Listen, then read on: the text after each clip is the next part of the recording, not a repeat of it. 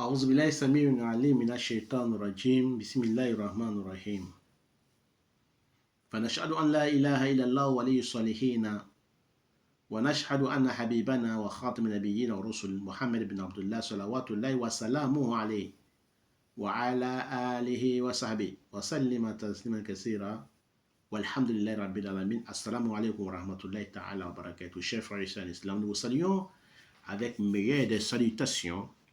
Nous sommes en face de vous aujourd'hui, Inch'Allah Ta'ala, avec notre 5e sourate du Coran, sourate Al-Maïda. Sourate Al-Maïda, la table servie. Nous demandons à Allah Subhanahu wa Ta'ala sa protection contre les satans, les lapidés. Nous demandons à Allah Subhanahu wa Ta'ala de nous faciliter la prière, salut, paix sur le prophète Mohammed, ainsi que sa famille et tous ceux qui vont le suivre jusqu'au jour de la résurrection. Chers frères et sœurs en islam, nous glorifions Allah subhanahu wa ta'ala, le omnipotent, le omniscient. Voilà celui qui voit qu'il est en train de réciter la sourate Al-Maïda dans son rêve, qu'il est en train de réciter lui-même toute la sourate ou bien quelques versets, ou bien quelqu'un est en train de réciter cette sourate-là, ou bien il est en train d'écouter quelqu'un réciter cette sourate. Voilà ce que signifie dans les rêves selon notre capacité de l'interprétation. Qu'Allah fasse que ce soit bonheur pour moi et pour vous, amis.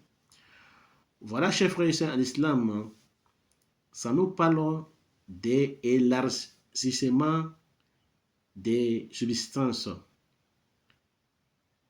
C'est-à-dire que Allah subhanahu wa ta'ala va lui élargir sa subsistance et sa fortune sera immense. Il gagnera son quotidien et son gagne-pain. Ça peut nous parler aussi de l'apparition des catastrophes dans un pays ou dans un endroit. Ça peut nous parler aussi des voyages, des déplacements et des immigrations. Ça peut nous parler aussi des regrets après avoir fait un truc maléfique, ou bien repentir d'un mal fait, se repentir vers Allah subhanahu wa ta'ala, ou bien regretter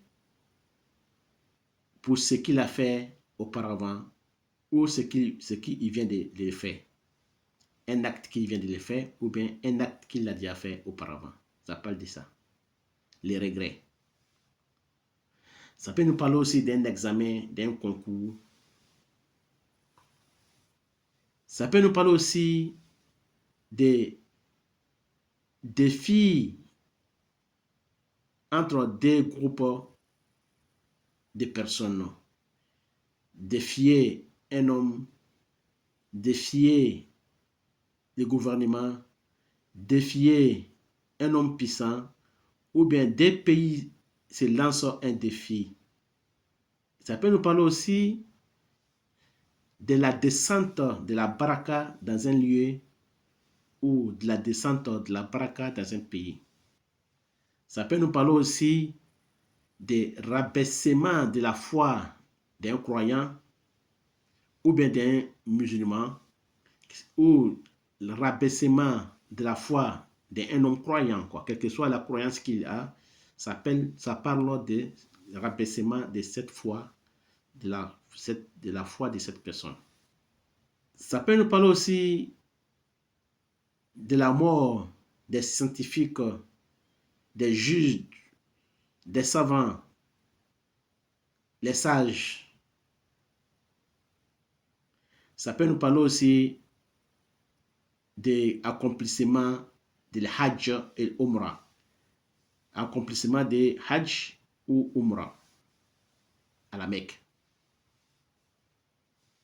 Ça peut nous parler aussi de ou bien apparition des illicites, apparition de l'égarement, apparition du mensonge.